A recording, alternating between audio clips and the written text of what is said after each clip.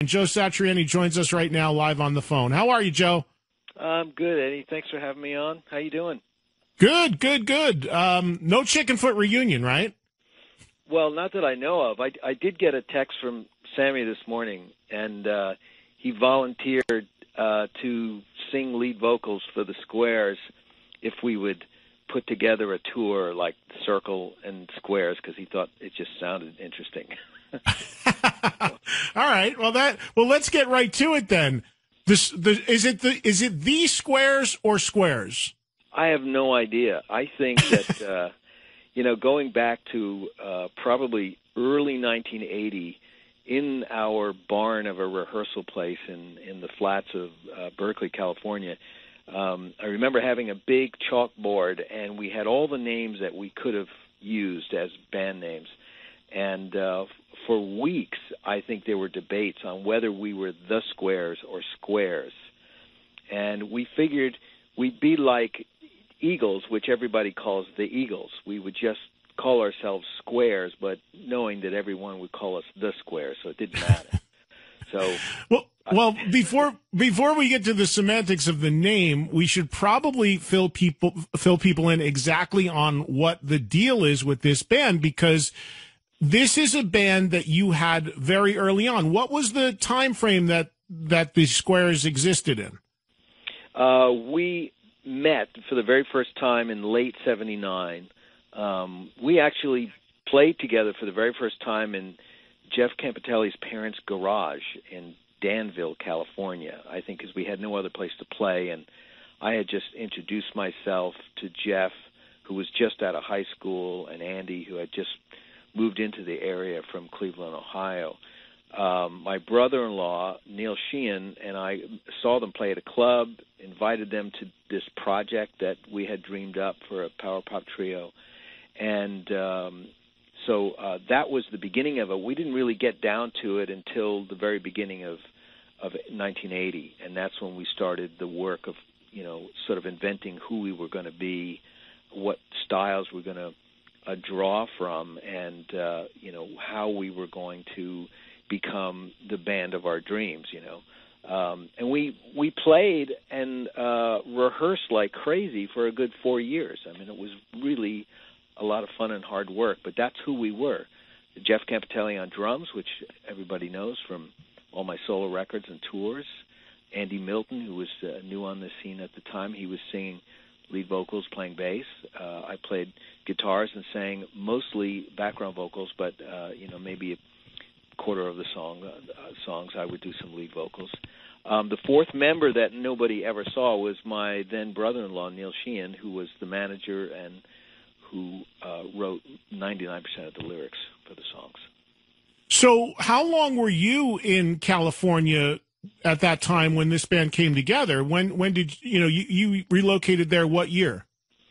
Let's see. I kind of drifted out there after. Let's see, what year was that? Early '76, I think. Early '76. I think I kind of drifted out there to Berkeley to join my two older sisters. Just to sort of get away from what I'd been doing, which was touring with a disco band, if you can believe that, on the East Coast. And then I wound up moving to Japan for about 6 months and then sort of drifted back. So I'd say by '77, I decided I was going to sort of stay in Berkeley, California. It was about as different from, Westbury, Long Island as you could get. And I kind of found a freedom there to start thinking about what I wanted to do. Coincidentally, my brother-in-law was out there as well, and he wanted to just sort of create some music. So I have to give you some background on that. I've known him since I was 10 years old. That's when he started dating one of my older sisters. And as I became a young musician, he started to include me in some of his songwriting. And so we had this sort of unusual musical history all the way out to this late 70s period where we had tried writing a musical and we wrote some songs for different bands that we tried to place. None of it ever really clicked. But then we got the idea to do the band. So in '77 through '79, we really start thinking about doing this for real. And just about the same time, I guess 78, I started teaching at Secondhand Guitars in Berkeley. So it all started to, take root in Berkeley, California, right at the end of the 70s. Yeah, I guess where I was going with that is I was just curious how much you had done musically before this band, so it wouldn't be accurate to call this really your first band, but would this have been your first band of original music? Because you said you were doing disco, which I imagine was covers at the time. So was this the first thing where you were doing originals? Yeah, I mean, really, high school, I started playing out and started learning how to play when I was 14, but that would have been bands like, if you can believe it, Mephistopheles. That was our first band name. And then we became a band called Tarsus. We always did originals, but we did mainly, Zeppelin, Sabbath, T-Rex, Bowie, Stones, that kind of stuff.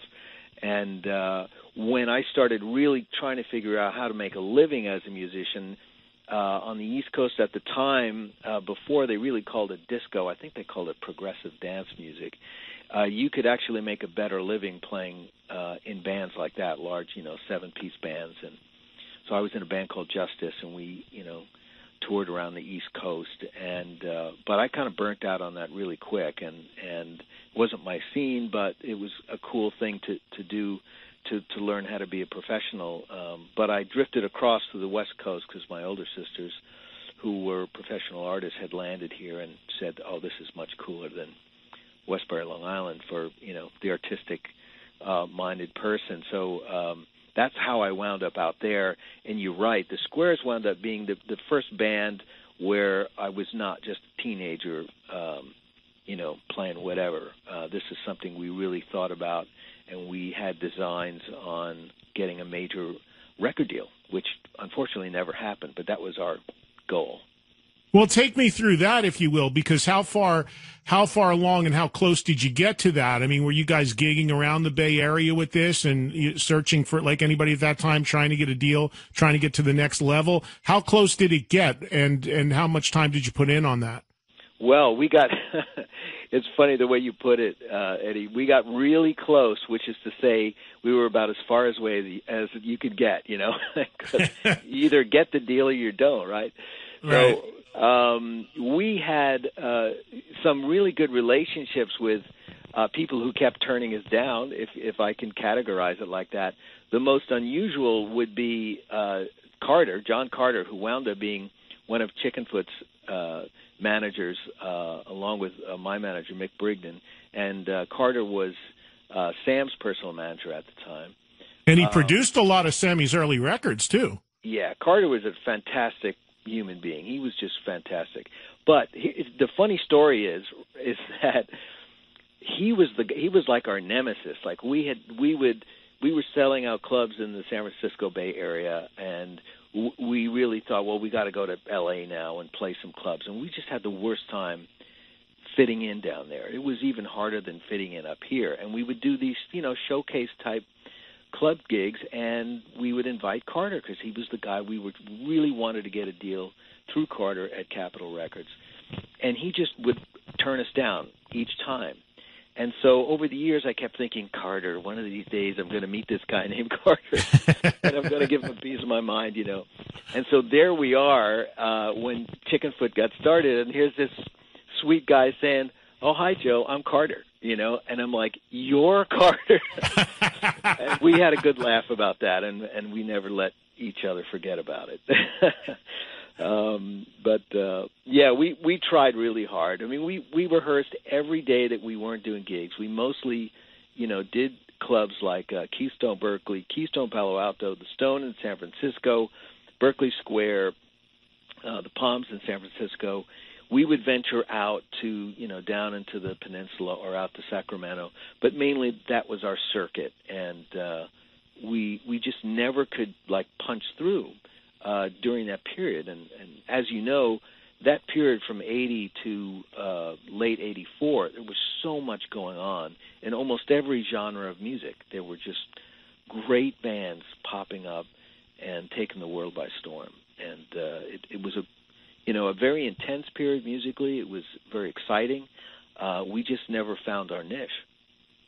So why now? Why in 2019, 30, 35 years after this band disbanded, did you decide would be a good time and a fun time to expose this part of your history and let people hear it? Because it's a pretty cool mix of a lot of things. There's some progressive elements, there's new wave elements, it's rock, it's pop, it's a little of everything. So it's cool. But what I was saying before you came on the air with me is that a lot of artists who have bands or things like this in their past, who have gone on to have great success doing something else, like you obviously have, a lot of them want to suppress this. Maybe like, some old record company rears up and wants to put it out with a big sticker saying featuring Joe Satriani, and they poo-poo it or they don't want it out. You've obviously embraced it. You want it out there. You're here today talking about it. You're clearly proud of this part of your past, but why now? Why did you decide you wanted to get the word out on this? That's a great question. I like off the top of my head, I have to say, I bet it was just purely emotional, that it just became the right time. The people should know that, that Jeff and I and John Kunaberry and I, John, by the way, was our live sound engineer and did all the recording and the de facto producing of these recordings all through that period. So we've been working together as bandmates, project mates since late 79, early 80. And every time we get together to do another record, of course we're going to start talking about the Squares, And when we were touring in the earlier days, of course we'd meet up with Andy, who was still alive back then. And, of course, we get together and talk about the good old days and say, we should do something. But I think what stopped us most of the time was that we didn't feel that we were ready to let people, hear where we had failed, so to speak, We were still thinking we were trying to get established. We're trying to get this new thing we're doing, going. I think Andy, of course, who wasn't involved in any high-profile project, was dying to get this stuff out. But Jeff and I were on another trajectory, and and John Kunaberry as well. We were all doing other things. And then there's the technical aspect, which is, we're talking about recordings that were made on analog tape. These things didn't have click tracks. This was all totally organic and raw, and not all of the tapes survived. And different technology over each decade would pop up that would make retrieving this kind of information more successful. And John started to get really good at it. I think after John did the Chrome Head project for me and did my whole catalog, we had started to really learn how to retrieve this music off of old tapes in the most successful way. And it involves, putting tapes in ovens and letting them cook for a day. It's crazy stuff. And then playing the tape once with your fingers crossed while you transfer to 96K Pro Tools session files, and hopefully you don't have to run the tape again because it may fall apart right on the machine. So John was in charge of transferring this material, and this time around he had some better tools to do it with, and that together with the thought that just one day I just called him up, I said, I think I'm ready for this, and so he and I basically just sort of made this thing happen. How far do you want to go with this, Joe? you're going to put it out. You're going to, you're working at your radio a little bit, doing interviews about it. Do you want to do shows again? Do you feel there's like sort of unfinished business here? Where's this going to go? Oh, I don't think there's a chance of doing shows, really. I think it would be, too emotional to try to go up there and play without Andy. We lost Andy in 1999, and I think this was more of a labor of love to pay him the respect and give him his due and let people see just how much charisma and talent he had and what we were up to. I think it's just for fun in a lot of ways. Music should be fun. We shouldn't have to attach a lot of music business expectations to it to put it out. That's the wonderful thing about the global musical community now. With the help of the internet, you can really tell everybody about something at once, and you don't have to go through the industry machinations just to try to attach business to it. However, it does cost money to do these things, and we're so happy that your music jumped on this and wanted to give it a shot. I tell you, the crazy idea that I had was as I approached my son Zizi to do these videos for us, I said, what I'd really like to do is a song like I Love How You Love Me, and find a young band, like a trio of kids who were like 10, 11, 12 years old, and have them do the songs, and or at least do one of them, and have a video that's all about the fun that we tried to generate back then, and I think now every once in a while that would be the most fun thing to do is to have new people try to represent the material rather than us, because we've been around working on the material for 40 years. It's just too long. You know what I mean? I think we have so much perspective. We've got too much perspective. Besides the fact that I don't think we can do it without Andy. He was, each one of us was a quirky part. We didn't really fit together. And Andy didn't like what I liked, and Jeff didn't like what Andy liked, and we were a bunch of misfits in a way. But when we got together, that sort of stylistic tug of war created this unusual mix of styles. Yeah, the video that you mentioned that your son did is for So Used Up. That's out now. I Love How You Love Me, kind of like just in that title, almost sounds like a sequel to I Want You to Want Me. It sounds like something Cheap Trick could have done a number on for sure. Oh, we were a big fan of what they were doing back then. Yeah.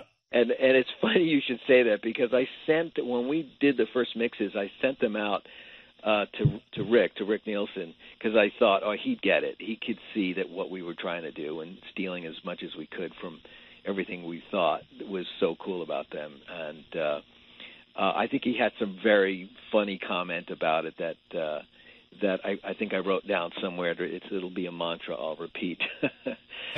Something like, there might be something there, something that we heard a lot from guys like Carter back in the old days. But, I Love How You Love Me is certainly an old song that was even before my time, Andy walked in with that one day at a rehearsal, and Jeff and I were like, what? Like, we're not playing that song. And we finally said, well, we'll play it if we can do it like this. And one day in the studio, we did it as a joke, because it used to be just an encore song. And it got recorded beautifully by John Cuniberti, and so there it is. But I think it represents what we sounded like as a trio probably better than any of the other tracks, which have, an extra rhythm guitar here and there or something like that. So Zizzy did 2 videos for us, but of course he could only, as a source material, he only had photographs from about a 3.5-year period to draw from. So he had to do a lot of his own artwork to make the song come alive on the screen.